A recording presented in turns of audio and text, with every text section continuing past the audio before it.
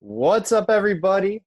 Welcome to Miami Hurricanes Football After Dark, Episode 2. I got a great group of guests with me tonight. We'll start off with North Fresh, Miami Hurricanes fan all the way from Alaska. We got Jason from Stadium Drive Podcast as well from South Georgia. What's up? Mr. HD, What's a.k.a. up, bud?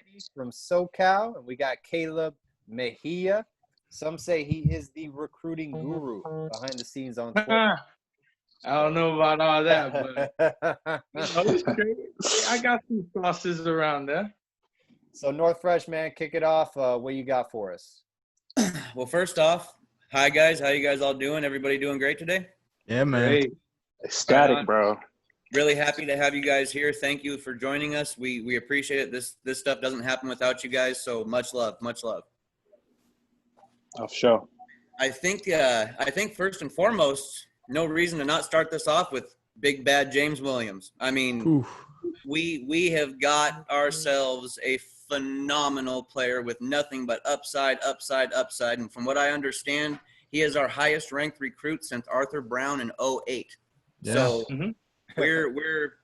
we're doing something big right here, guys. Jason, how about you start it off, man? What's just your overall feeling? What do you feel about it? Dude, it's insane. Okay, so we're always the Canes. We're always the bridesmaids. We're never the bride, all right? So when James Williams was like, oh, my top two are Georgia and Miami. Oh, okay, nice knowing you.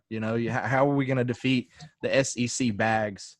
But as bad as it is to say, I think the coronavirus has helped us in a lot of ways with kids not being able to travel and visit all these other schools. Officially, James Williams, he was in Athens this past weekend. And when I heard that news, I was like, oh, well, I mean, nice knowing you again. Like there's no way he's gonna be a Cane. But evidently he went up to Athens and didn't like the atmosphere and pretty much told Kirby Smart he was coming to the U. So yeah, I'm pumped. I'm fired up. Great, man. Caleb, what do you think about this pickup, bro? Man, let me tell you, I was so excited to hear that James, decided to put on for his hometown team. One thing I did hear behind the scenes is that, even though he didn't have us in his top three a few months ago, Manny and Banda, they just kept the pressure on. They never gave up on it. And, I mean, hey, look, relationships matter in recruiting. You saw what happened with Avante. We never gave in, even though it looked like for a while he was going to go to Florida.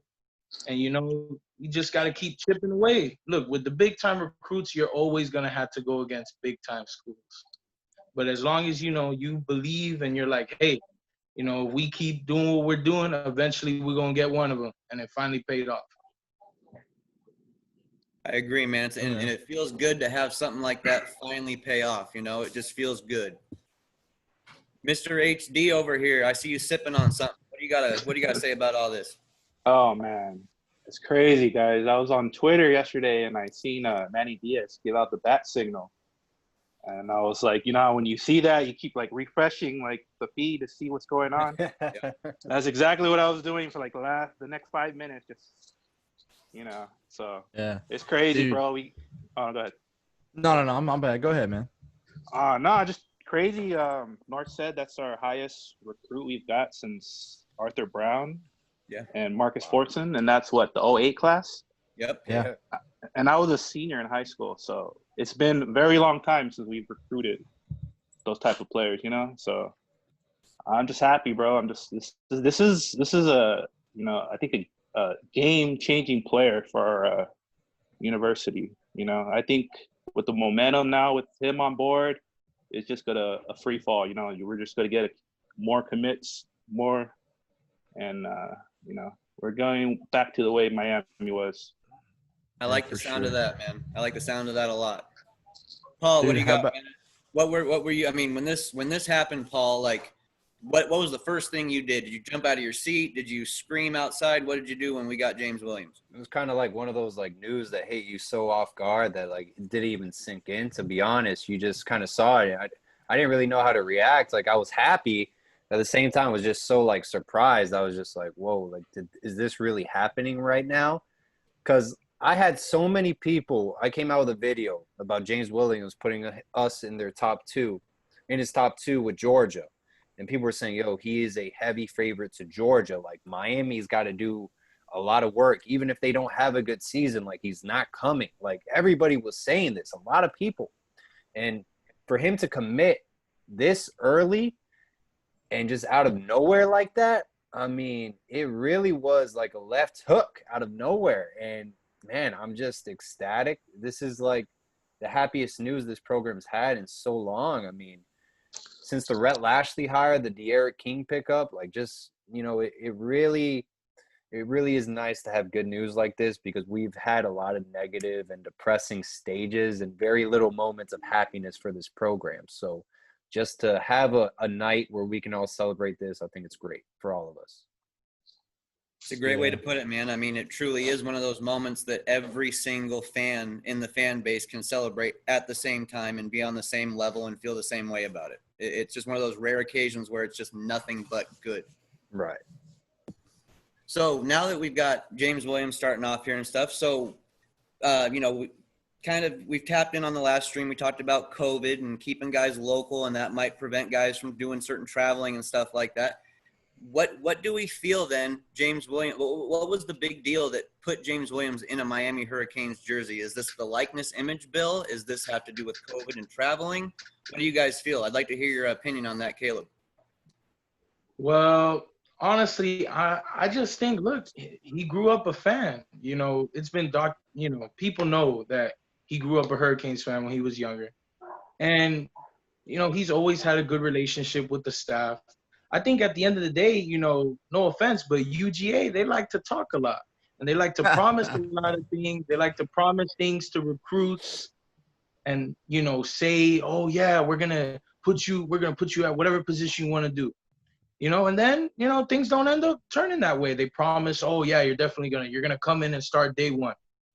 I mean, look at all the transfers they got in the past few years out of their program. I mean, no offense, but I think James, you know, he could see through that. And he was like, you know what? These people, they're going to tell me I'm going to be a safety. And then I'm going to get there and they're going to be like, oh, nah, you're too big. We're going to put you at linebacker or defensive end. I genuinely believe that Banda and Manny told them, look, it doesn't matter about the depth chart. You're going to have a chance to play at your position. And he wants to be a safety. So you think that not only, you know, we've got the image likeness bill and other things playing a factor, but just the fact that that guy grew up as a Canes fan was a big deal for us? Honestly, I do. I think that was a big determining factor. Because, look, at the end of the day, yeah, you know, a lot of these kids, they don't go to the school that they grew up rooting for. But if you have the opportunity to do that, you know, I just think it's a special thing for some of them. Not all of them, but in this case, I think it was. I think you brought up a good point there, man. I appreciate your input on that one, man. What do you got to say about this one, Mr. HD? You know, it's all about family, bro. James Williams been with Banda since freshman year, both him and Manny. You know, they've been with this kid since thick and thin, you know. So at the end of the day, I just think it was a relationship. He felt comfortable with Ephraim and Manny, and that's it. How much do you think Ed Reed played in this one? Oof. I mean, he's playing a lot, I think, behind the scenes. You know, a lot of these kids probably, you know, message him privately or something like that. He gives them their advice. He's like, hey, you want to be great, you know, come play for this U. So I really think Ed Reed's handling his business behind the scenes. We know it can't hurt having that guy around. That's what we do know that for a fact. It's just not going to hurt us in any shape or form. Right. Jason, what's your take on this? What do you think really drew James Williams into the U? Yeah, man. I was hoping somebody would bring it up. You know, like others have said, the relationship between him and Banda, you know, it's awesome that he's known him since freshman year and created that relationship. But Ed Reed, man, he has to have had some kind of influence on this. You know, he can't go to houses, and I know it's a dead period right now and all this other, but just to pick up the phone and have a phone call from Ed Reed, what's up, man? Let me tell you what we've got going on here. I mean, dude, that is elite. Yes. So, you know, I think the Ed Reed hire is definitely paying dividends, as well as, Corona, is playing a big part. These kids not being able to do official visits. But yeah, I think those two factors are paying are doing a lot. Sounds good. Sounds good. What do you got there, Paul? I mean, if I'm a 4-star, 5-star safety and someone I looked up to was Ed Reed, and he's messaging me, he's communicating with me, just giving me advice. Maybe he's not even pushing Miami. Maybe he's just being a mentor. I don't know what's going on behind the scenes, but man, I want to see that. I want to talk to that guy on a daily basis, and that's something Miami offers, is the alumni relationship with their players. I don't know if it was heavy under Golden. I do not think so. But I think Manny Diaz is really pushing hard with that Miami Hurricane alumni relationship with commits and players, because at the end of the day, it is you family. Yes.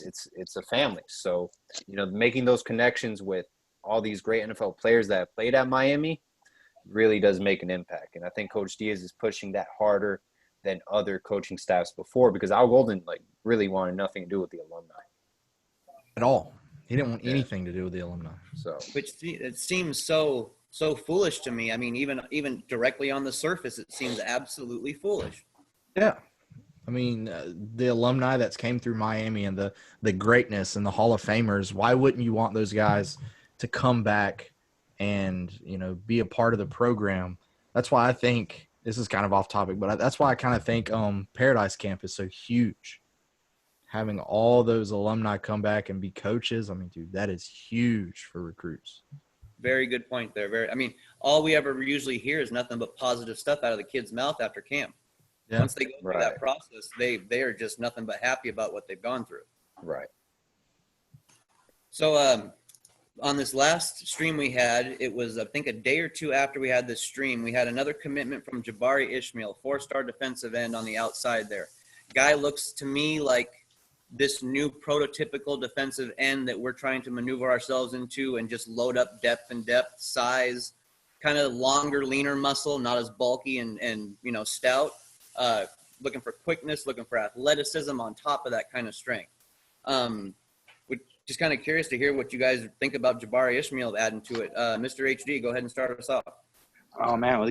Gregory Rousseau 2.0, I think, once he gets in the Feely's strength and conditioning, once he fills out that body, I expect him to contribute maybe redshirt sophomore year, maybe. I think he redshirts next year for sure. But, just to fill out the body, we're getting the pipeline from Columbus. We're getting a lot of good players from there lately. And, he's just another great addition to our class. So, very happy. What do you think about it, Paul? Yeah, no, I think it was great. I don't know if people know his father, Victor Ishmael. He's been at the University of Miami Strength and Conditioning Program, football side of operations and other sports for over, 15 to 20 years, I want to say. So University of Miami was always associated with him in his childhood. So I think it was a great addition to the program. There's been a lot of comparisons to a future Gregory Rousseau. He comes from a great program at Christopher Columbus Senior High School. It's a private school, very well funded. They have great coaches, so he's going to come in with strong fundamentals off the bat because he's being well coached. So all around, you keep the pipeline going. They have a 5-star offensive lineman in Julian Admeya, I believe, from St. Thomas Aquinas. So, hey, we got Ryan Rodriguez. We got Jabari Ishmael. We can add Julian as well, 5-star offensive lineman in the class of 2022. So keep the pipeline going, man. Great addition to the program. Yeah, I'd love to keep that Columbus pipeline strong, man. That would be that'd be a nice thing for us. Jason, what's your feeling on Jabari Ishmael coming in? Dude, I think he's going to be a baller. Like Mr. HD said, give him a year under his belt to develop 6'5", 210. And one thing that I like is he's an athlete. He also plays basketball. So that's something, he can ball out on the court too. So he's not just a one sport guy. I think someone athletic like that is going to be huge for us. So, yeah. Now, has he had any interest at all from any bigger schools for playing basketball as well? Do not know. Yeah, I do not know if he's had that or not. I think I'm not sure. If my gut feeling is he's all Canes. So Okay, that's good. Caleb, go ahead and close it out here. What's your take on Jabari Ishmael? Well, I think, a lot of people, they like to make comparisons and stuff, because he has a similar body type as Greg. I don't see that 100%. I mean, body type wise, yeah, but I mean, Greg played like 4 different positions his last 3 years in high school. I mean, they had him at safety, receiver, sometimes linebacker, D end occasionally. Like, Ishmael doesn't do that. That's not saying he can't be good. That's just me saying, like, we could chill a little bit on that type of comparison. But I definitely think he's going to be good. I could see him contributing by his redshirt freshman year, because I think he'll definitely redshirt next year. But with the way we rotate on our D-line, man, I could definitely see him, get some playing time by his redshirt freshman year. And, hey, look, getting a pipeline at Columbus is big, because they got some studs coming in next class and in the class after that. And a little tidbit on the tackle that just transferred in there, Julian. So his old man used to be, he went to FSU. Yep. But I heard Lil Birdie told me that him and his old man are kind of on the outs. Now, I don't like to include stuff like that, but, that's just an interesting tidbit. And his mom, would prefer him to stay down in South Florida. So we'll see what happens with that.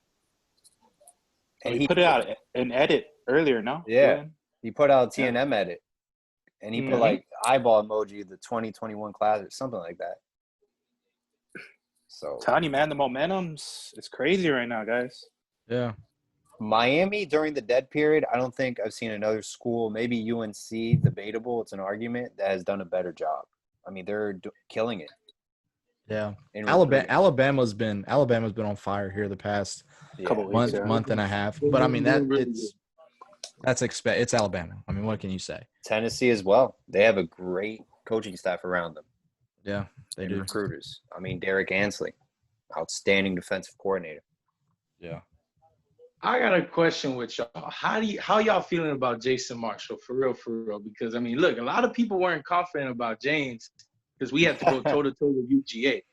Now we're going toe-to-toe with Bama because, no offense to UF, but it's us or Bama. He's not going to UF. At least that's what I heard. It's either us or Alabama. Bama is selling him on being, the next Pat Surtain. But, I mean, we'll see. Because, look, I think we're getting Brashad Smith. I think we're getting Leonard Taylor. So do you want to go to country Hickville, USA? Or do you want to stay at the crib and, play with your boys? I mean, I don't know. Yeah. Like, see no what for me. I had Stephon Adams on from Canes Insight on the podcast tonight. That podcast will drop tomorrow, by the way. But he was telling me that, like you said, it's an Alabama-Miami race. He said Florida would be third, but he said what really pays a big dividend is Marshall and James Williams are like real good boys. Ooh. Real good boys. I did not know that. Yeah, that's what he was telling me from strong sources, and that James Williams' recruitment really, really put an exclamation point on Marshall. So I'm not gonna lie, dude. I think Kane. Honestly. I agree. Jason, now 2 weeks ago, what would your take on Marshall had been? Oh, dude, 2 weeks ago, I'm cautious. I'm cautiously optimistic on the Canes. I want the Canes to get everybody and anybody. You know what I mean? But, dude, before Williams, and me and Stephon talked about this, I think Williams is kind of like that trendsetter. Like, hey, let's stay home. You know what I'm saying? Let's forget going off to UGA or Bama. Let's stay home. Let's make the crib great, like Nesta said a few years back. A couple weeks ago, I would have think Marshall was either Bama or Florida bound, honestly. But I think since Williams popped off out of nowhere with the Canes, I think it's opened up a lot of eyes. Yeah. I think what's happening this year is what should have happened in 2018 if we would have handled business. You know, we would have handled business the last few games. You beat Pitt. You don't get smashed by Clemson the way you did, and you win the Orange Bowl. You finish 12-1. I can guarantee you, we would have gotten Tyson Campbell at the very least. I think since we ended the way we ended, we missed out on possibly getting, you know, Pat, Tyson, and, you know, ended up getting Nesta. What's happening this year, man, let me tell you, I think last year's class and this year's class are going to be the ones to bring a national championship back to Miami. I don't know if it's going to happen this year, you know, because we'll see. You know, the depth ain't really there yet. But you know what? In college football, sometimes, you know, you don't necessarily have to be the most talented team. Sometimes you just got to get hot. So I'm not saying we're going to win it, but I'm not saying that we have 0% chance. You feel me? Yeah. Paul, what do you think? What do you think the odds are right now for us bringing Marshall in? Do you think we're above 50-50 with Alabama right now, or are we still neck and neck? I think we're in a great position with Jason Marshall Jr. as of right now. I think there's a ton of momentum on our side. Once again, you know, like Jason said, Stephon Adams said it best. You know, it's a battle between Alabama and Miami. There was a time that I think we spoke about it before the show recorded. You know, Florida was the favorite to land a lot of the Miami Palmetto Senior High School guys. That's not the case anymore. So I think Miami's in a great position. If I was a betting man, I would place my bet that Jason Marshall Jr. will be a Miami Hurricane. Now, I guess the counter question for you guys is, what if we don't have a good season? What if we go 8-4, 7-5? I mean, does this class just erupt, jump ship like we've seen in the past? I mean, we break records when it comes to decommitments. When one jumps the ship, everyone jumps the ship. I think something bad. Oh, go ahead. It's that hype, like we talked about on the last stream. Our hype is the most fickle hype I've ever seen in a college football team. We can get it for 1 week, and we can lose it by the end of that next week, by the end of the next game, it feels like. I mean, we can go up and down quicker than anybody else I've ever seen. The highs and the lows are pretty extreme in some ways, in my opinion. Yeah. I mean, something bad would have to happen for us to have a real bad season. I mean, Right. I don't see it. But hey, we never know. We're in Miami, you know, it happens every year with us. But Yeah. this year, bro, I think it's very different. I think we go 9-10 wins this year, for sure.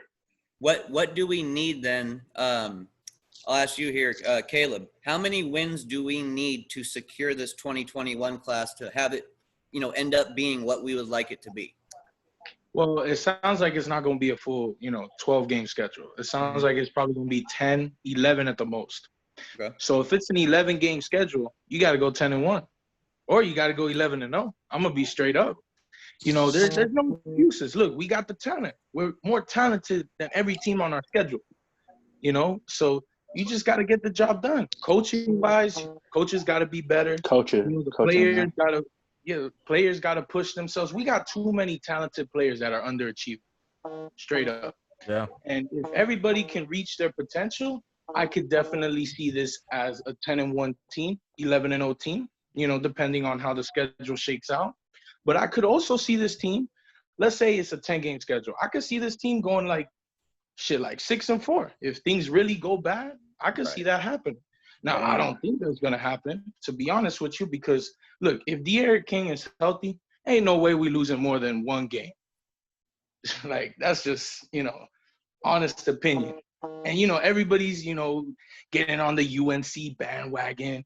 They got us finishing 4th, 5th, 3rd in the Coastal. Let me tell you, man, I cannot wait till we play UNC at home, because that D-line, they're going to eat Sam Howell alive. That's what's funny. Michael just joined the Zoom meeting. Michael, thank you so much for coming, man. Greatly appreciate it. His brother, Anthony, was on last week. They run 305sports.net. Michael, just introduce yourself to everyone, man. What's up, guys? CEO of 305 Sports. I cover Miami Heat, Miami Hurricanes, high school sports, whatever you need. There you go, man. Said it best, short and sweet. Michael, we were talking about, do you think the recruits are going to jump ship if we have a mediocre season?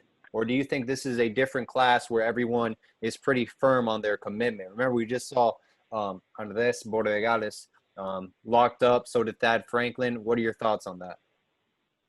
Yeah, and same with the tight end at Miami Northwestern.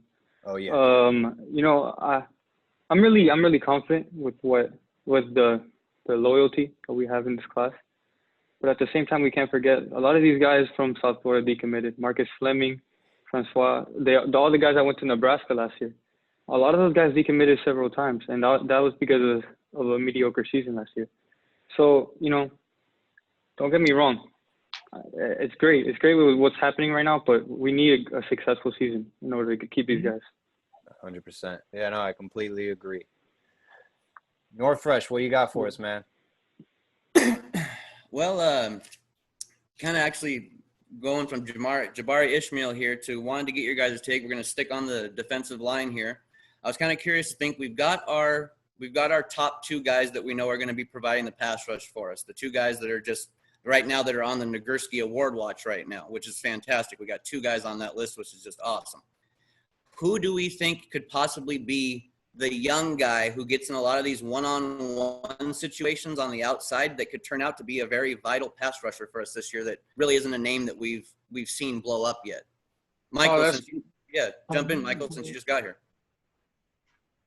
Number 12. Did you hear me, Michael? Did we lose him? Yeah, 1 second. I'm just setting up my stuff. My mouse isn't working. Okay. Hey, Mr. HD. Go ahead, Mr. HD. We'll get back to you there, Michael. Oh, man. Jabari Harvey. That's my guy. Yeah.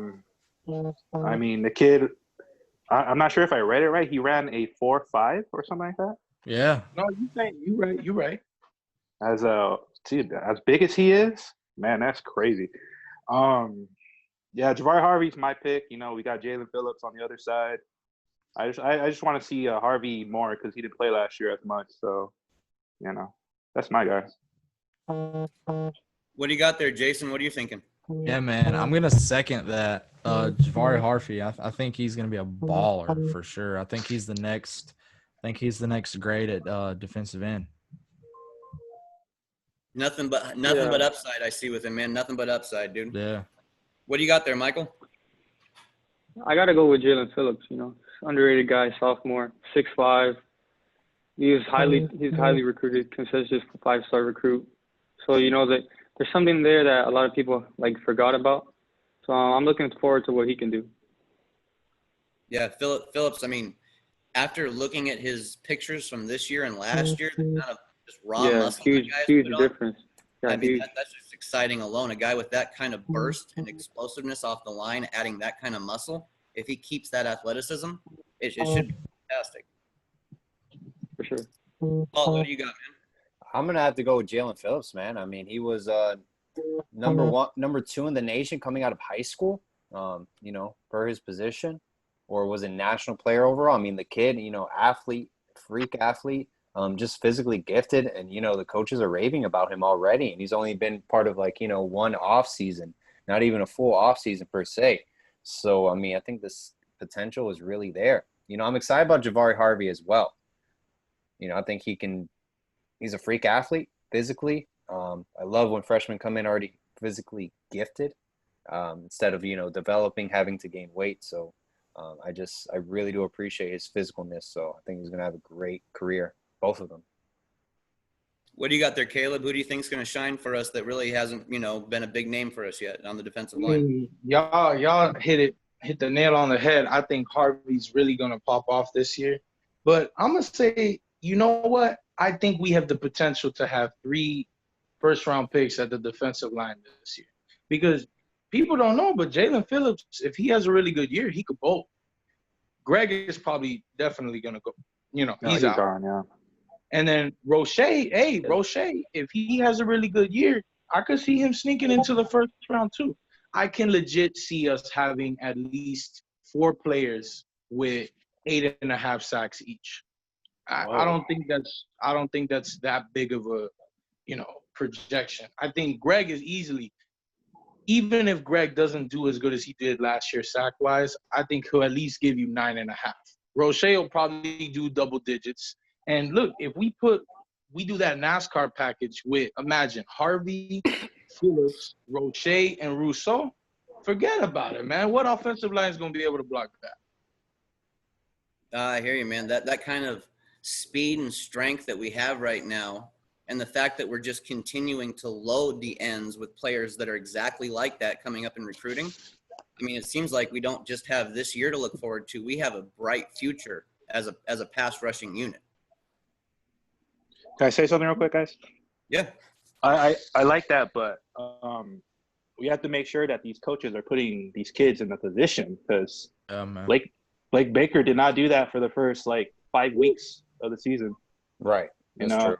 That's true. Man, he had to come in and you had to tell him what to do and stuff like that. So yeah, that Scott Patchen stuff was shady. Yeah. So Blake Baker has a lot to prove, because I don't think he's proven enough yet as a DC. And man, I forgot what I was gonna say.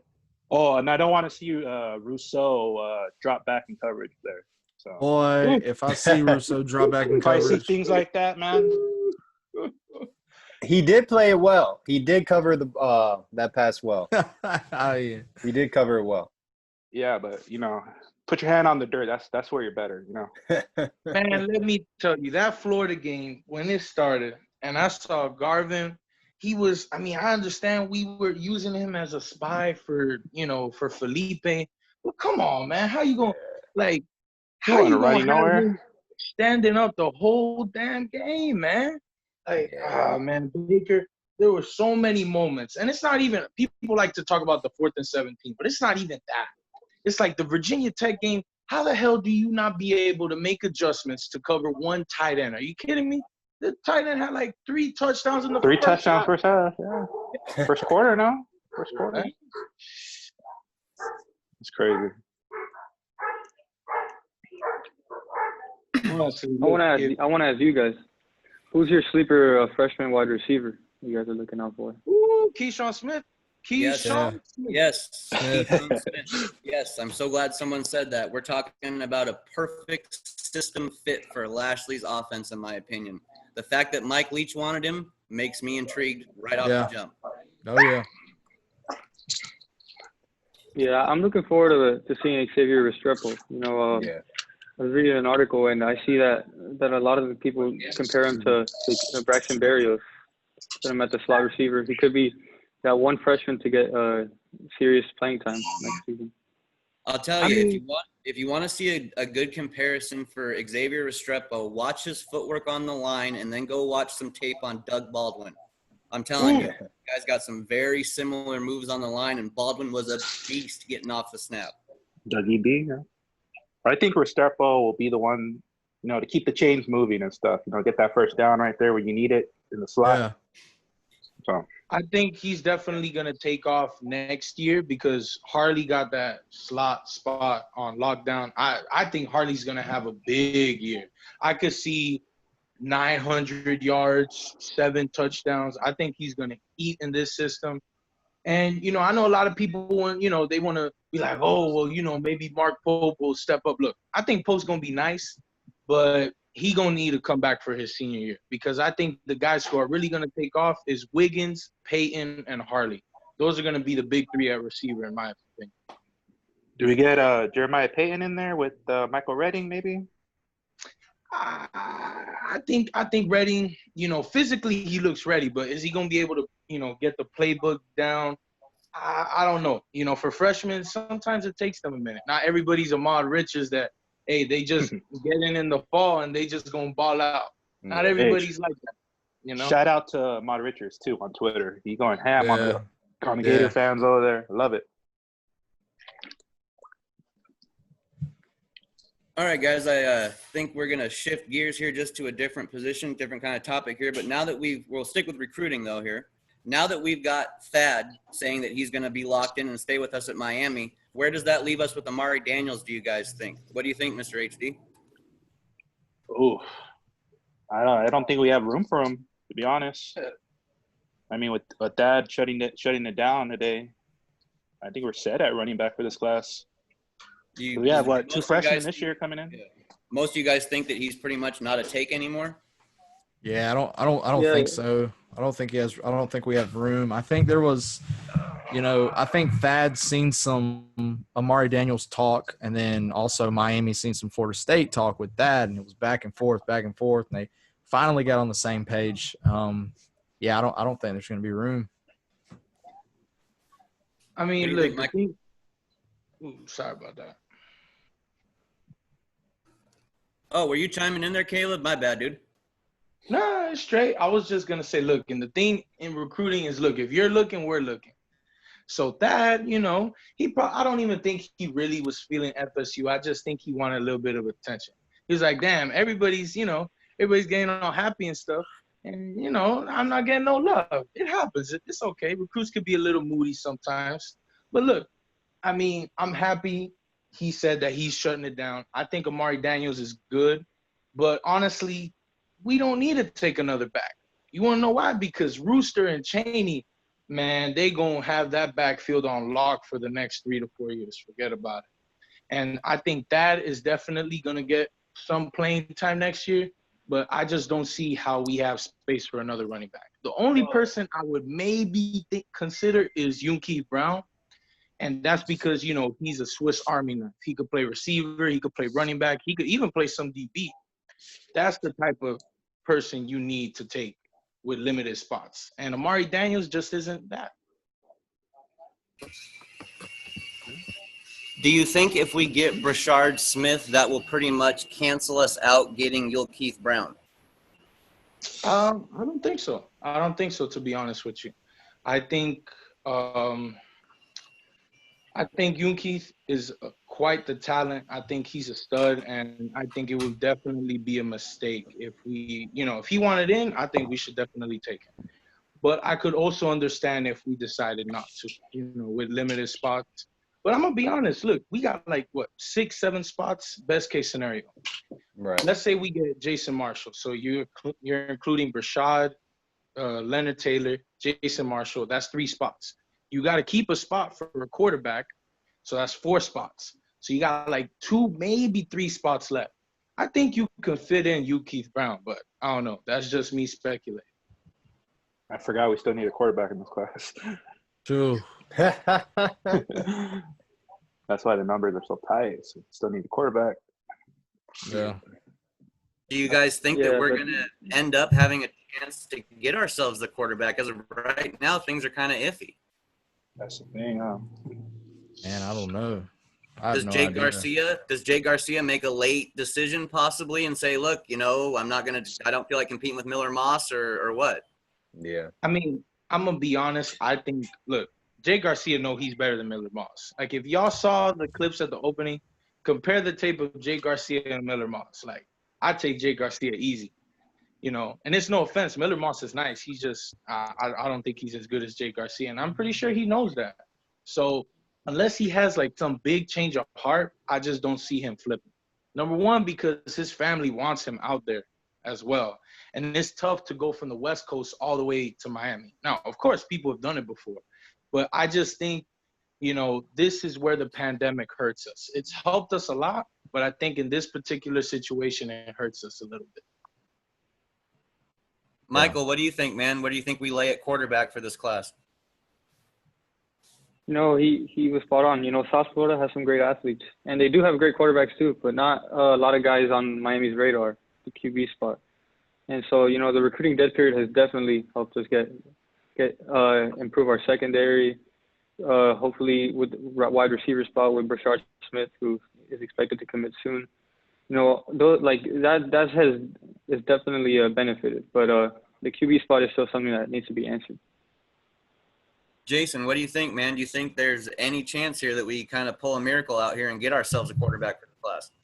Man, I don't know. I really hope so. I think, there's a lot of behind the scenes going on with Jake Garcia. I'm sure the Twitter movement that happened, a month ago, I really don't know. I hope so. I've been so wrapped up in all these other recruits and commits and all that I honestly, it's bad to say, but I haven't really thought about quarterback.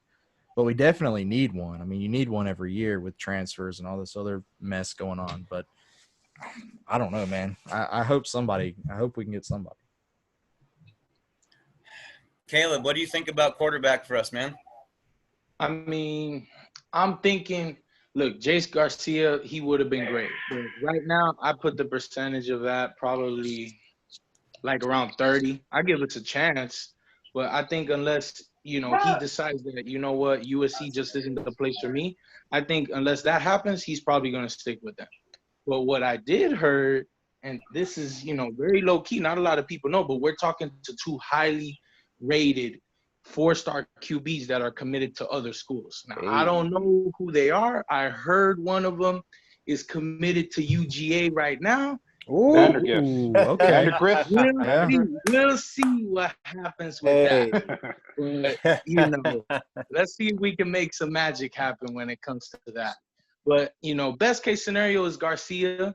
But you never know. A lot of things happen behind the scenes, and we might be able to get somebody better than him. Let's just wait till, halfway through the season and see how people are feeling. I got you. Sounds good, man. Sounds good. Paul, what's your take on it? Sure. What do you feel? Oh man, honestly, Jake Garcia, there was a moment where it seemed like we were in a good position. Obviously it kind of chimed down. A couple of things probably may happen. That Brock Vandergrift stuff, that I've seen it. I've seen it on Twitter. He's saying that, hey, Miami's talking to him after this James Williams commitment. There could be interest. Look at what happened. What's going on in Georgia? You got JT Daniels and Jamie Newman ahead of you, and that's a little bit disrespectful, I think. Mm-hmm. So also look out for Jalen Milroe, who could be that other 4-star recruit that Miami is talking to. I know he's good friends with De'Aaron King. De'Aaron King is our starting quarterback. Jalen Milroe is a hard commit to Texas, so we got a lot of work there, and he's from the state of Texas as well. And, there's also Preston Stone, who was committed under Rhett Lashley, who's a 4-star quarterback committed to SMU right now. That's always a potential option as well. So, those are all options. I wouldn't be surprised if Miami is very patient with the transfer portal as well. You never know what could come out of the transfer portal. And look what Kirby Smart pulled out. 2 pretty solid Power 5 quarterbacks with JT Daniels and Jamie Newman. So, virtue. I don't know who said it exactly, but you guys were talking about how you guys forgot that we needed a quarterback in the recruiting in the 2021 class. But I think this recruiting dead period is definitely just to take all the guys from South Florida that we can get. I don't think Miami's concern right now is getting a quarterback. They have Tyler Van Dyke, Nicozy Perry. They got guys that they can use for 1 year or 2. I think they're just more focused on getting everybody in the South Florida pipeline at this time. Do you guys think now, with a guy like Lashley, who is a quarterback-driven kind of guy, I mean, we know how important that is to him. We know how much he's involved in the development of his quarterbacks. If we perhaps strike out on these big names that we're talking about, do we think that Lashley would be the kind of guy that would truly kind of almost demand that he gets a quarterback every class and maybe end up reaching for a 3-star kid we're not as familiar with that has a tool or a certain upside that he really likes and thinks he can work with? Is that something that we could see from Lashley, do you think, Michael? Well, so Lashley really likes to throw the ball a lot. So, something I really heard was that they're confident in Tyler Van Dyke's arm. So that could be a possible starting quarterback for the next upcoming season. So we'll have to wait and see. But as for South Florida, not many QBs that is on their radars. Jason, do you think Lashley's a guy that will basically kind of demand that he gets a quarterback one way or another, or do you think that he would be okay going forward with this class without getting the guy he wants? I hope that he's the type of guy that gets a quarterback because, like I said earlier, you really need a quarterback every class with transfers. I mean, dude, the transfer portal has given us a lot, but it can also take away just as much. So you really need a guy, but man, I really don't know. I mean, he's got TVD and he's got Nicosi. I don't know. Machota still there. Yeah, Machota. Yeah. So I mean, he might just roll with what he's got. So yeah. Mr. HD there, what do you think? You think Lashley's the type of guy who's going to demand he gets a quarterback for the class, or you think he could move forward if he doesn't get the right guy? I don't think he'll demand. I mean, he's quiet. He's been very quiet, so I think he's probably behind the scenes doing something. So I I would pretty much, have confidence in him getting somebody this class. Yeah, I haven't really looked into it, but Preston Stone's committed to SMU, so definitely recruited him before going to Miami. So I wouldn't be surprised if he's shooting him a text every once in a while. Yeah. Well, I think as the process goes on, you start to see, recruits sit back and they go, okay, how many Power 5 teams are left that don't have their guy for this cycle? And can I end up in a better position by maybe going to a different school before I actually end up having to, go through the transfer process and all that stuff? Yep, I totally agree with you on that one.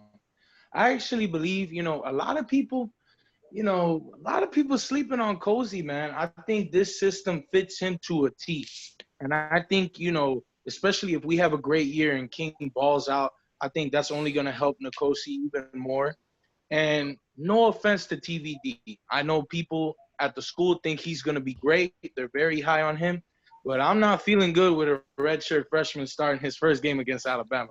I'm sorry. I can't feel great about that. So I think the best case scenario for the school is if Cozy stays, he doesn't play this year. He's the top backup for King. He learns under him, and he gets prepared, and he gets ready to ball out for his senior year. And I think he could definitely do it. I mean, look, you saw in the Virginia Tech game, he ain't started the game. He came in, we spread it out, and he balled out. I mean, if it wasn't for one bad play by Bolden, we win that game like easy, straight up. I would say the kicker maybe if he kicks that field goal. Yeah, more like backfoot. More like don't kill your confidence. Yeah. Man, Bubba, man. Oh Lord. How nice is it to know that we've got a kicker coming in that actually has a background, in college with success? I mean, this is gotta feel nice. Andy B, man. Hey, and the best part about it is we got a 2-for-1 special. We got Big Bro and Little Bro's coming in right after. Little Bro. That's perfect. Keep it going, yeah. Yeah. I mean, we fixed basically everything in the offseason what we need to fix. We got our kicker. We got our OC. We still. Like as far as like. I still think better than what we had last year. Cornerback play, man. Numbers wise, that scares me. I mean, it really is scary. I mean, we're starting to Corey Couch at the slot boundary. Our second team there is, it's very slim, man. I mean, Marcus Clark, Isaiah Dunson, Christian Williams, these guys don't have experience. Mm-hmm. You gotta play. You gotta play sometime, bro. I mean, I don't. Do you think that this could be the year that we see DJ Ivey take that next step and really become that mature guy we're hoping he can be? Everyone I talk to, says the staff is very confident in DJ Ivey. They think he's going to turn the page. They think Al Blades is going to have another great season. Hey, we'll see. We'll see what happens. I think we saw flashes towards the second half of the season where the game did slow down for DJ Ivey. So, let's see. Let's see if he will have a great season. I think there's a lot of potential. But we'll see, man. I know they're very high on Christian Williams as well. They're very confident in talent. So, I personally would have liked some insurance with getting a transfer portal cornerback, but hey, the staff does trust those guys, so hey, it is what it is. I mean, if our D line does what our D line is supposed to do, I mean, the corner should be able to handle anything. Yeah, that's true. That's 100%. Look, a dominant D line is going to be able to win you a lot of games. And the way I see it, look, we don't need them to be elite. You just got to be serviceable. Just be serviceable enough, and we going to be straight. The thing is, I'm going to be honest, I got to see it to believe it with Ivy. Look, man, how the hell do you allow a fake punt touchdown against Georgia Tech? How does that happen? I mean, yeah, man. Hey, look, it happened, bro. And then, gosh, man, and the crazy thing about it is, I remember when he was in the 2018 class, everybody was talking like, "Yo, DJ's a sleeper. He's gonna be good." Man, I know why he was a sleeper now. I mean, I'm not trying to say anything, but straight up, man, like I gotta see it to believe it from him. I honestly think Christian Williams taking that spot. I think Christian Williams is gonna be a stud, and I think he's taking that starting spot by latest midseason. I don't see it with Ivy. He's a step slow. Here's the difference between him and Blades. Blades, when he gives up a catch, he's right at the pocket of the receiver. It's like it's a tough catch. It's not easy. Ivy, they be wide open, man. Like he's not even 4 feet close to him. Besides Christian Williams, who else could put pressure on Ivy on the outside there this year, you think? I mean, man, if Dunson would have been an early enrollee, I think he definitely would have had a chance with that. I'm gonna be honest. I think it's Christian Williams or bust when it comes to that. And it's not me being negative. It's just, being realistic. Like, I think you need experience, especially when it comes to corners. I'll give a perfect example. Patrick Surtain. Everybody thinks he's a first-round pick next year and stuff. Let me tell you, his freshman year, he was getting filet mignon cooked. He was getting cooked to a crisp. And that's true. Again. And I mean, look, no offense, Surtain's going to be a beast. But let me tell you, being a freshman and playing quarterback is probably one of the toughest positions to be put in. And I don't want to put Dunson in that position, and I don't want to put Clark in that position because, that can mess with your confidence a little bit. And that's why I think Christian Williams is going to be the guy for us this year. I think, look, I hope Ivy does good, but I'm not putting no money on that. I wouldn't even put $1 on that. And I think him and Blades, Williams and Blades are going to be a great combo. And honestly, I think we can make an argument for having the best safety duo in the country because I think Bubba and Gervon are going to be amazing this year. If you saw when they were both playing at the same time, man, the defense looked completely different back there. It's true. So as of right now, is it Couch who is slotted in to start in the nickel spot for us? Yeah. Mm-hmm. I would say so. Man. So who is Couch going to be competing with there on the inside? Ooh, I mean, I think you can make a case for Marcus Clark. I think Clark's going to push him. He's fast. And the best thing about it is he got ball skills. I think he had as a junior, he had 11 touchdowns at receiver. Like, when was the last time we had a corner that actually played both ways? You feel me? It's been a little bit of a minute since then. And honestly, I think Takori is going to lock down the nickel spot, but I definitely think that it'll be good that Clark can learn under him. Talking about cornerback, what have you guys heard about Devon Wilson into the transfer portal? Heard that Miami, Florida, or UCF, last I heard. Yeah. I've heard UCF. Miami had a mutual interest with him. I heard that we just don't have room, straight up. And we were interested, but we don't got that much room. And I think we're not interested because let's just say a couple big-time corners might be coming in. So There's a Markevius Brown as well. Mm-hmm. Oh, yeah? He's going to be popping soon. I heard he might be committed before the end of August. He should be committed. Now, I don't know if it's going to be to us, but I got a pretty good feeling it probably will be. Are you guys feeling pretty good with Frierson being locked into that striker spot? I wouldn't be surprised if someone jumps him. Yeah? Yeah, Smith taking that spot. Taking that spot.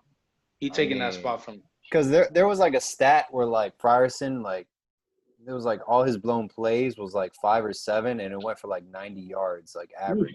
It was a dumb amount. It was 5. He was giving up 20 yards a pass in blown coverage because he would blow a lot of assignments.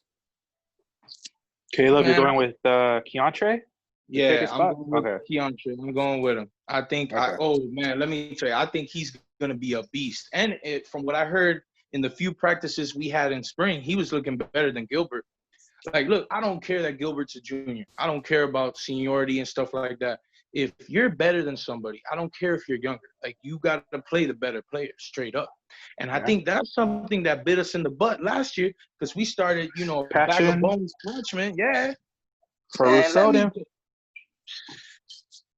Man, look, he almost fainted after he got that turnover chain. I don't know if y'all saw that Florida game.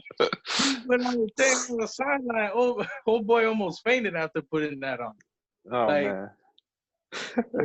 man, we just got to play the best players. And I think Smith is better than Gilbert. And look, I'm going to be honest with you. I'd be surprised if we don't have a top 5 defense this year. And that's in every stat. It's a little bold, but I mean, look, the talent is there. I mean, I think we, without a doubt, have the best defensive line in the country. You talk about, D ends, D tackles. It's not close. Like, what other team can say they got 3 first-round picks possibly at defensive end? Not even Bama got that. Bama don't got that. I think the only team that's close with us is UGA. They got a damn good D-line. I got to give them credit. They got a damn good D-line. But I take our D-line over anybody. And I think, a lot of people are nervous about the linebacking core, but I think that, Huff, McLeod, and Sam Brooks are going to be a great 3-man combo. Just my opinion. I think getting McLeod back, having him redshirt last year actually was kind of this blessing in disguise for us, I mean, we're getting back a guy who knows the role, knows college football, has that experience, and he can teach these young guys Brooks, we saw Brooks. We got to see him in the LA Tech game. I mean, that guy's got sideline-to-sideline type speed. It's impressive. Our linebacking core, no matter what, our linebacking core will be faster than it was previously these last couple of years. And that should only be positive for us, in my opinion, with the way football's changing. I think the only thing, obviously, is you're not going to have the experience of Shaq and Pink back there. But you know what? We make up for it because, no offense, I could give you one play that stood out to me that I guarantee you if Sam Brooks or Huff were in there, it wouldn't have happened. If y'all remember, it was the touchdown pass. It was on 3rd and goal against Florida. I forgot the running back's name that scored. I don't know if it was like P. Ryan or something like that. But he scored on a little slant to the running back. And Pink just didn't have enough speed to catch him.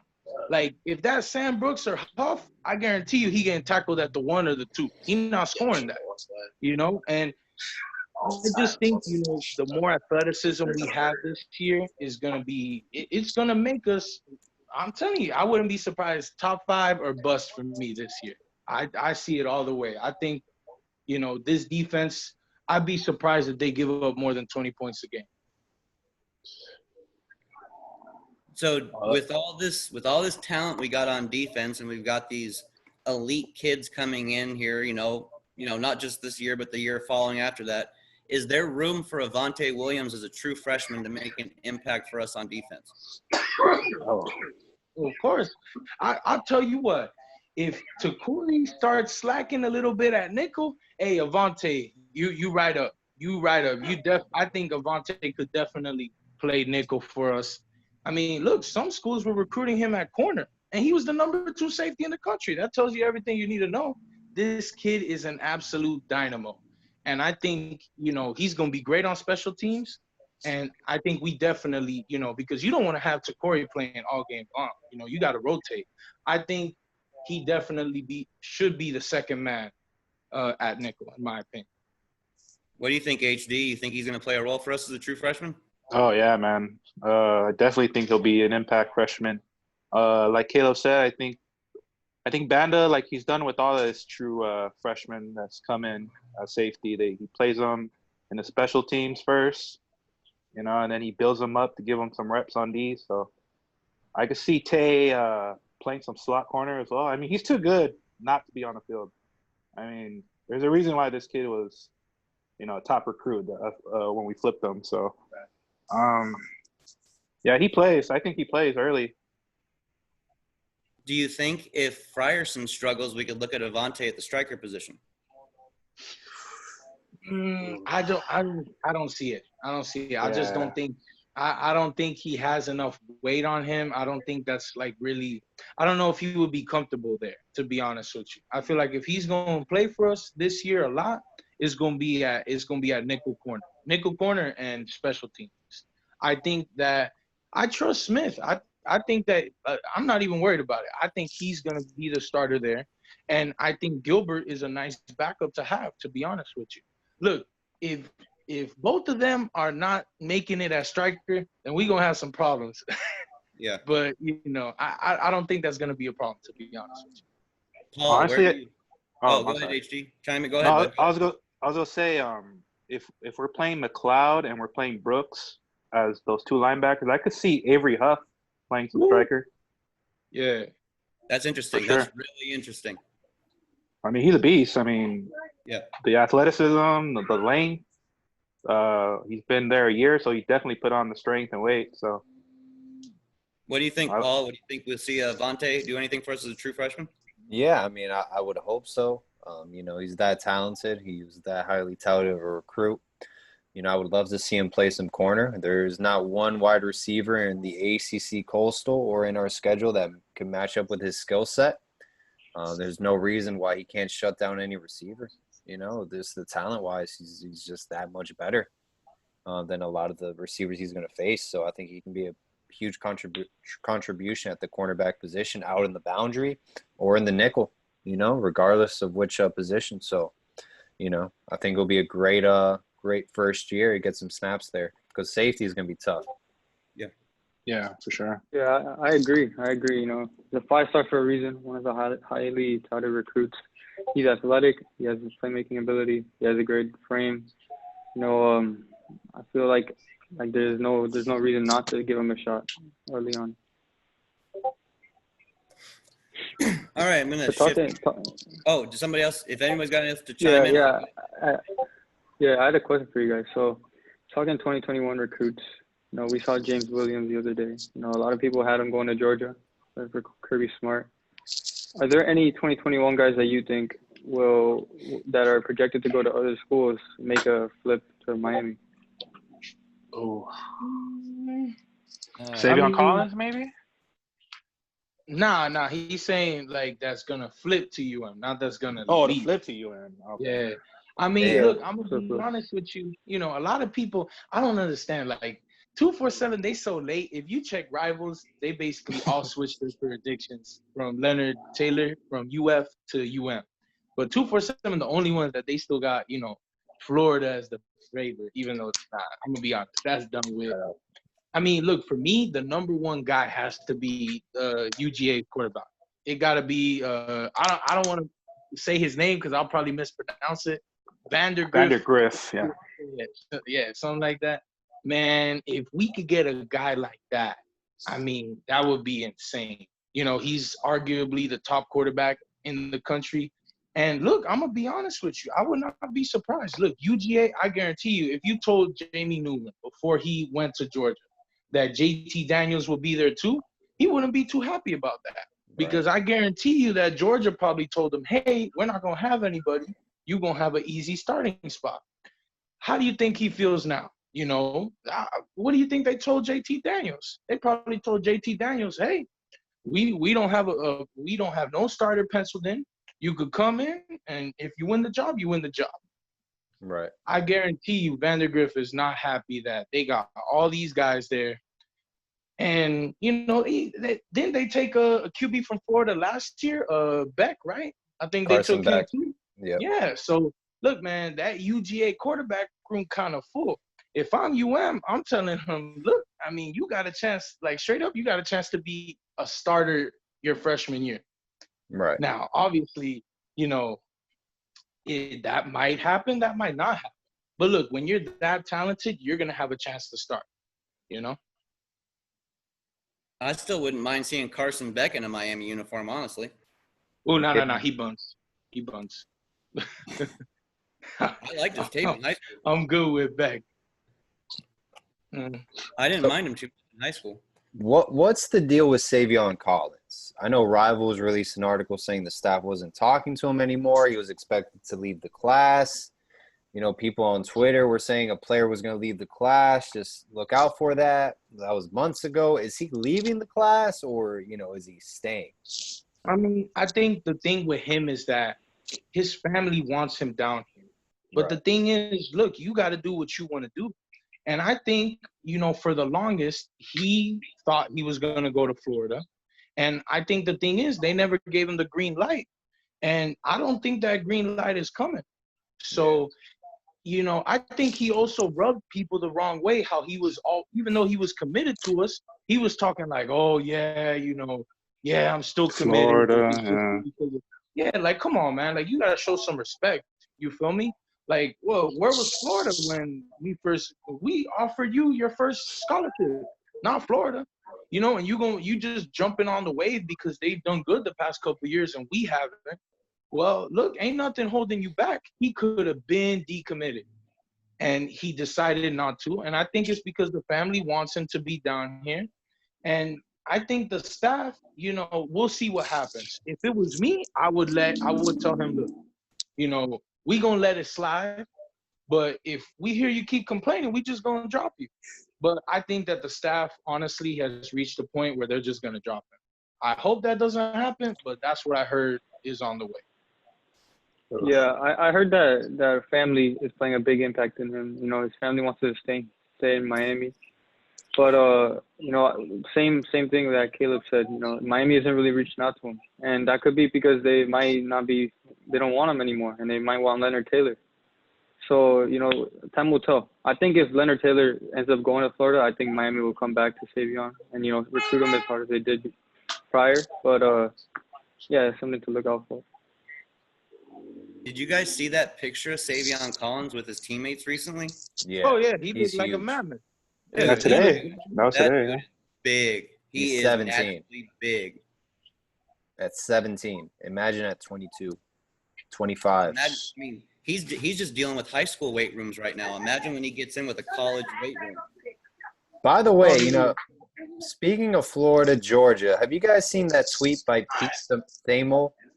The ACC is discussing scheduling models with 10 league games and a +1 outside the conference with the I definitely saw that. Now, here's my thing, though. Everyone's saying, oh, we want Florida. Florida's going to schedule with Florida State, I feel like. Why don't we get Georgia? Woo. That's interesting. That's interesting. Let's settle it. We're going after their recruits. They're going after ours. Let's just settle the damn thing. And I like it. I like it. Let's just settle it. And to be honest, I think they would be the favorite because they got some depth-wise, But hey, you never know. You think where would you want that matchup? Like what point in the season? Well, First week of the game. September. Yes, it might be early in September, which favors Georgia. Yeah. Hey, look, at the end of the day, you want to be the best, you got to beat the best. Right. And, true. Hey, you know what? They got a good roster, but I'm of the opinion, I think I'm going to win every game going into each game. Ain't nobody going to tell me, oh, I ain't got no chance. Oh, you don't have no chance. Well, that's your opinion. That's what you believe. But I think talent-wise, yeah, they would be the favorite. But I'm going to be honest with you. I think it would definitely be a competitive game. And I think the game would not come down to our defense. It would come down to if our offense can produce enough points. Because I'm not worried about their offense. Whoever it is, if it's JT Daniels, if it's Newman, I don't see them scoring more than 24 points. But the thing is, are we going to be able to get more than 24 on their defense? Right. That's a big question mark. Now, if De'Aaron King takes off with his legs, though, and they don't have an answer for it, then we can score some points because that's going to be the game changer is De'Aaron King and his legs. I'd like to get Georgia early enough in the season to where they didn't have a ton of game film on us to study, honestly. With King back there, him being such a wild card, I think it would be great if we could have him do his thing naturally against them. Now, it's like somebody was talking about if there was an all-ACC schedule and then if we had to play Clemson. Look, I want to get Clemson early, man. If we would have to do that, I want them week 1 to week 4. I don't want them later in the season because, they're going to have game film on us. And, I just feel like, look, if you catch them early, they're still getting, their momentum. They're still getting into the swing of things. Hey, you never know what can happen. You catch one of these teams, and that's usually if you're going to get an elite team, if you're going to pull an upset, you got to do it early in the season. It's hard to do it later on in the season. So my opinion is hey, if we got to play UGA, we play UGA. Hey, look, we got to play Bama first game next year, so we got to get used to playing the big dogs anyway. All right. With us having a quarterback like King right now, it makes me even more, ready to say, let's take on Georgia. I mean, we got to be real about it. How long has it actually been since we went into a season going, hey, we know we have a quarterback? Kyle was our last guy that we felt we could go into every season, but even towards the end of that, we saw the struggles happen. I mean, if we're going to have a quarterback like King, yeah, let's take on these big bad boys. I mean, let's take them head on. This is our chance. Definitely. Honestly, man, this is why I'm so excited this year, because I feel like this is the year that we really got the chance to change things up. The narrative has been for the past few years, a lot of hype in the off season, and then we fall flat during the season. And I think, this year has a big different feeling to it. And honestly, the key to me is the offensive line. I'm not worried about the defense. I'm not worried about the running backs. I'm just worried about the offensive line.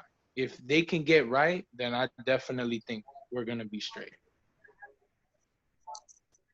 I think we see improvements there, honestly. I mean, I look at the coach we had last year and Coach Barry to the guy we have now in Garen Justice, and I see an upgrade just looking at their histories already. I mean, I see an immediate upgrade for us. I mean, look at what the guy's doing on the recruiting trail already.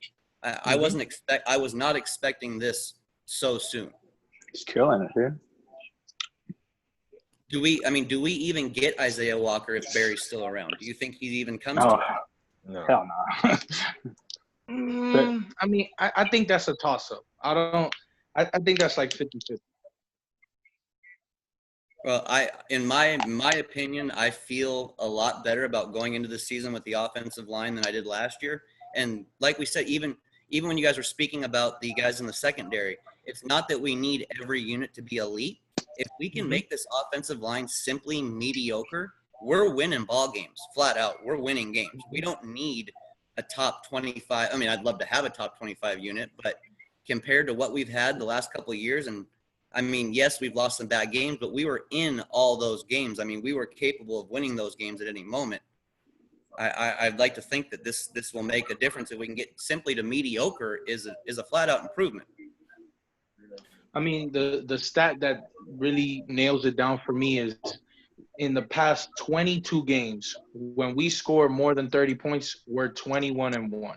And the only game we lost was that Virginia Tech game. And, we came really close to coming back from down 28-0. I mean, look, I'm not worried about, any other position except for the offensive line. If we could just get that line, you ain't even got to be a top 30 line. Just give me a top 40 offensive line. And that's going to pay huge dividends. We got 15 minutes left on the show. Let's do some rapid fire. North Fresh, you ready? Go for it. You got something you want to talk about?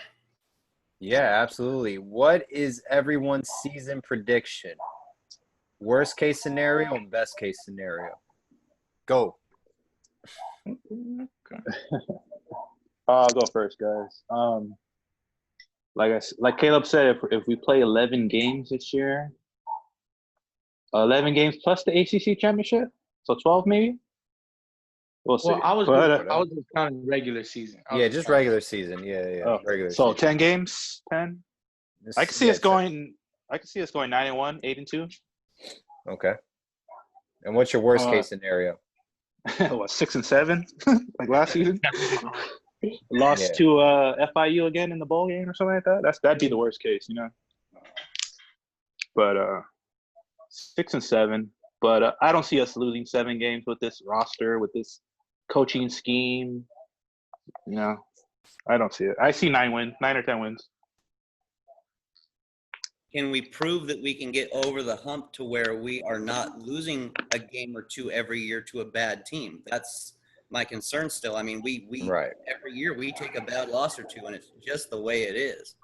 I see it. That's on coaching. I mean, if we have that shortened season, anything more than 2 losses isn't going to be a good look with a shortened season. It's just not going to be, I don't think. If we had the regular full season and played it out, I mean, I would, if it was a regular full season, there's no way I would see this, especially the recruiting class, survive anything less than 9 wins. And I'm even sketchy at 9. I'd like to see that double-digit 10 to really assure that we keep them in there. But yeah, I'd give my guess to 2 losses and a shortened schedule would be my best. And I would say, just like HD said, basically a repeat of last year where we do have losses to bad teams. That would be my nightmare again. I mean, I want to get over that hump, seriously. What do you think, Michael? Yeah, I agree with you guys. You know, I'm predicting double-digit wins. You know, it's the talent and the coaching staff. You know, I feel like the wide receivers are gonna have a big leap this year. So you know, I feel like it's a double-digit winning season. And worst case scenario, I see 3-4 losses. You know, I don't see another 6 and 7 season. I just don't think we.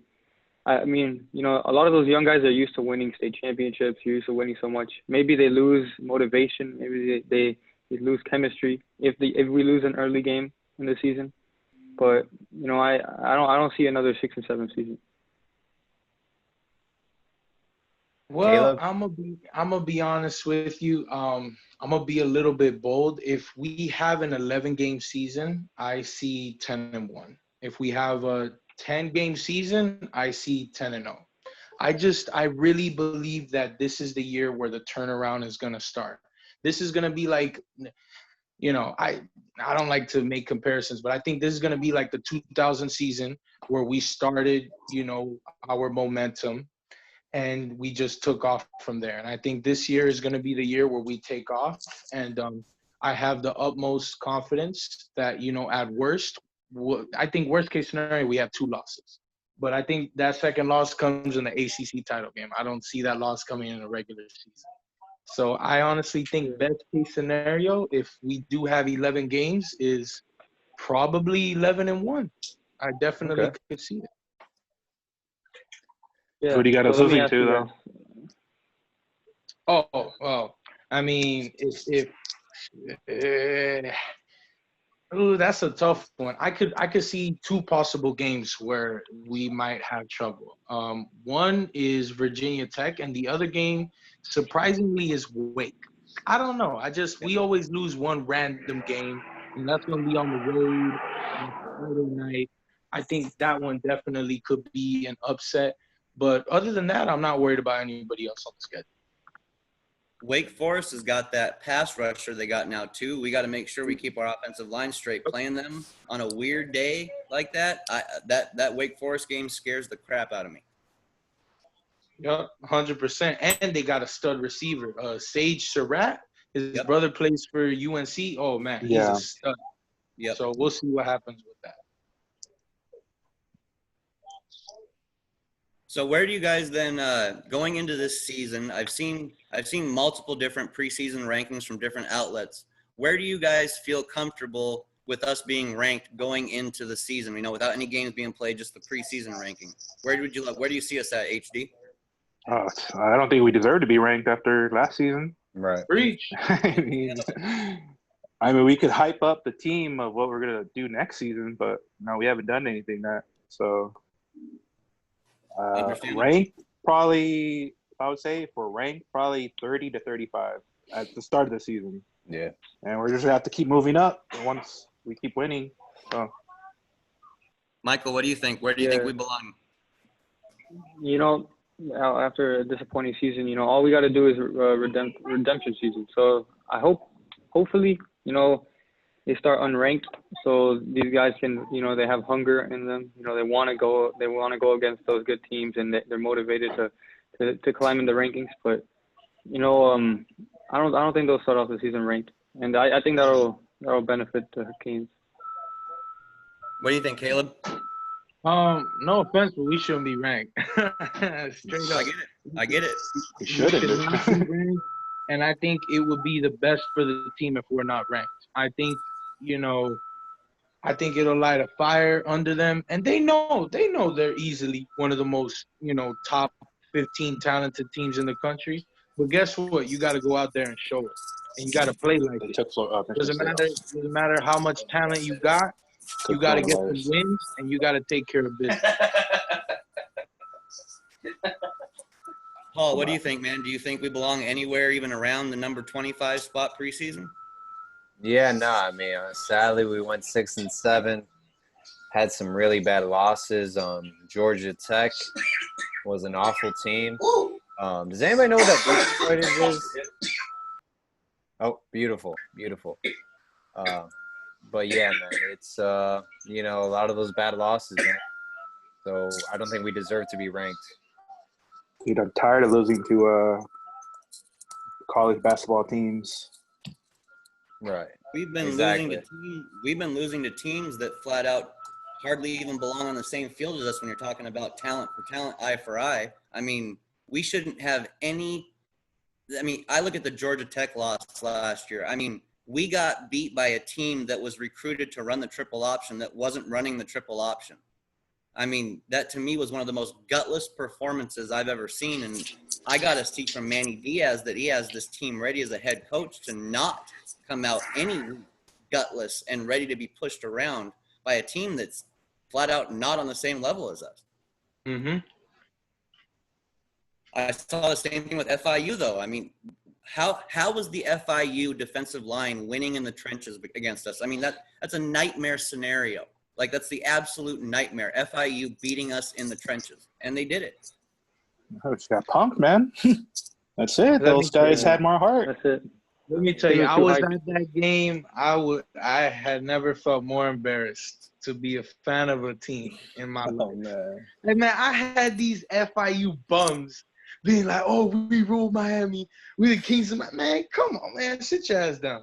Look, you're technically college, like." You know, like, okay, great. You beat one of our worst teams in UM history.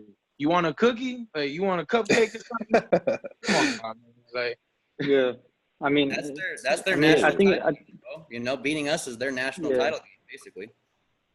Bro, we basically lost. Go ahead, Mike. Sorry. You can go, man. You can go. No, I was going to say, we basically lost to a community college school in Sweetwater. Bro, there's community colleges with higher ranked talent than FIU has. No joke. They've got 4-star and 5-star kids that have transferred there who've had issues. I mean, there's more talent at some community colleges, seriously. Yeah, but that bowl loss. FIU got a 4-star the other day. They got I think his name's Henry Gray. He transferred from Nebraska. Oh, that bum? Oh, Henry Gray's still around, huh? Yeah, he came back to Francois FIU. will meet him there. He'll join them there in the cornerback class there as well. Yeah, but talking about FIU, I think it's something Miami has to get them back. I was talking to some of my writers the other day, and I was talking is this a rivalry now? I don't think it's a national rivalry. I think it's an in-state rivalry. Not to the level of Florida State or UF, but just something to look out for. Because at least in the eyes of FIU recruits, I spoke to Amari McRae. Based on he committed a couple months back to FIU, and the first thing he told me was, I'm super excited to commit to the real University of Miami. Oh yeah. So so give them their 1 year to gloat. That's it.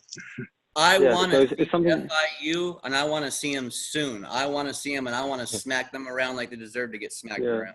And then Deshaun Troutman, he was on a couple months, maybe a month back. He was going back and forth with guys on Twitter, FIU recruits. So it's something that that the Canes are gonna have to get him back for. Michael, are you hearing more? Is schools like a FIU, are they starting to get a little more attention from local recruits that might not have normally looked their way? For sure, they got five commits. I'm pretty sure last week my brother talked about it. I think they're on the right track, but obviously not as Miami is. But I think they're getting more respect by a couple, 2-3 stars. And then they got Henry Gray the other day. That's their highest commit in program history. So they're getting their recruits now. Yeah. Whoop-de-doo, they got a bag of chips. Good for them. Hey man, Butch Davis is building something special there, guys. Come on. Man, let me tell you, Butch is a bum. I remember he was, man, this shit that drove me crazy during the FIU game. Every 2 seconds, they would have somebody falling down. I was like, man, come on with this. I was They're out going. there. He They're out there knew, flopping. Yeah. he knew he had to do that, though, bro. I mean, trying to play us straight up without pulling that kind of stuff is going to be tough for a team with that kind of a talent differential. You know, I mean, we got a lot more talent than they do. We're bigger, faster, stronger. I get why he did it, but yeah, it was cheap, no doubt. And he took a cheap shot at DJ in his post conference. Like, come on, man. Of all the people you gonna take a shot at DJ, like he's one of the most like nicest dudes you could ever meet. I met him a couple times. He's super respectful, humble guy. Like, come on, man. You gonna make fun of somebody that just broke their elbow? He's like, oh, Yeah. they weren't competing when he broke his elbow. Like, come on, man. He was actually hurt, you know? Fuck that guy. Yeah. Paul, you got anything here you want to jump into at the last minute? No, nothing I can think of right now, man. Just thank you everyone for coming on. This is episode 2, so greatly appreciate it, man. Oh, hey, Paul, we got the commit too for 2022. Yeah, absolutely. I have Chaminade, Madonna, Broward County. Jamal Johnson. You know, I don't get excited over those recruits a year ahead, man. I think we've seen it so many times. They end up decommitting, and then, you know, not a lot stay with the class. And I've seen people who commit, and then, you know, they don't develop their senior year, and the staff just kind of says, hey, you got to leave. So I've seen that a lot too. So I don't really care for the 2022 commits. It's really just kind of a waste for me. Paul, what you just explained right there was Trayvon Riggins. I don't know if you guys remember him. Oh, he yeah. Was, I remember his freshman year, everybody thought he was going to be a 5-star. Ended up going to Illinois. You feel me? Sometimes people just don't develop. Exactly. You know, and we've seen a lot. I mean, Artie Burns' younger brother? He was committed, and, you know, just change of staff happens, and, you know, say, hey, you're not a part of the recruiting class anymore.